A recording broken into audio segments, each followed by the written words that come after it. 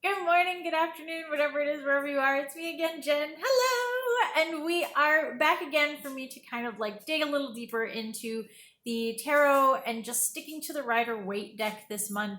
I'm kind of poking around at some of those images or modalities that connect to the tarot in a way that we don't always see when we're first learning the tarot, or when we've kind of gotten a little complacent over the years and are not really sure if that means something anymore, or we don't remember really what it means. So I'm going to start today with the Page of Swords. So swords, we know, are kind of a not really a tragic story, but a little bit of a rough ride. There really isn't a necessarily happy ending to the story of the swords. So our court cards, which pages are our youth, our youngest members of the court cards, they're the freshman class, shall we say, of the court cards. And they're still innocent to the story of the swords. They haven't really experienced all of the rough patches that the swords might offer, but they've seen other people kind of go through things, and maybe they've seen a little bit already at a young age. So we've already got like the clouds in the background for this particular page are gray, which we know clouds represent emotions and movement and things like that, and how we feel about things and maybe how we're thinking about things. So with that, if they're gray and kind of muddled up, this page is not really sure of himself. He's kind of not full of indecision, full of trying to compromise what he wants with what he feels and how other people are exposed to how he feels.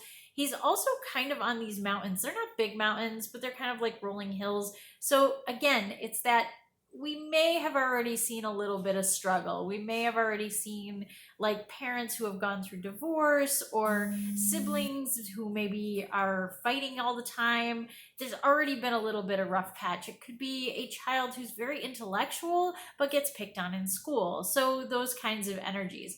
Also, we see there's birds in the background. I don't know how clear that is. They're just kind of like the little swoopy birds like I used to draw all the time when I was a kid. I'm like, look, I draw a whole bunch of birds. It's just the little consummate bees back there. So we got V-shaped birds in the background. And again, these represent messages. They represent ideas and things kind of coming to us.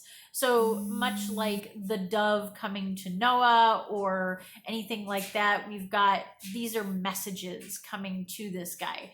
And it's not just one clear message, it's a whole bunch of messages. So we're not really sure. Again, how do we choose these messages? How do we go about this? And in the background, we can also see that the trees are kind of moving quickly in the wind. So again, this is someone's rushing into things. There's a lot of movement, a lot of energy, a lot of thought processing happening. Sometimes this can mean an individual who has a lot of anxiety too, who maybe, again, as a child, is not too sure of themselves, is not too keen on what's happening in the world, but is really trying to fit in, is really trying to make the right choices and the right decisions, and nothing seems to be working quite in the way they should be working. So those are some of the kind of things that are in the background of the swords. Also, the Page of Swords, the connection to other modalities like the chakras, it is connected to the heart.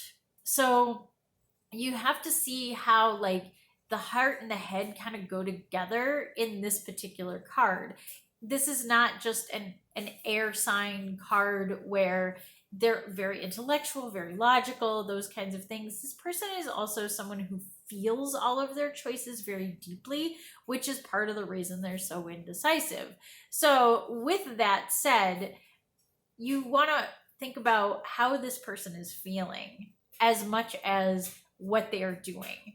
And a lot of times it's not just, well, make the most logical choice. They can't do that. They really want their logical choice to also be compassionate and acceptable, and they want to be accepted for their choices. So a lot of things going on with our poor little Page of Swords and all the things that is going on in their lives. If you know somebody who is like this, a youth, somebody under the age of 18 usually, you want to think about, how do I approach them and really help them feel more secure in their choices.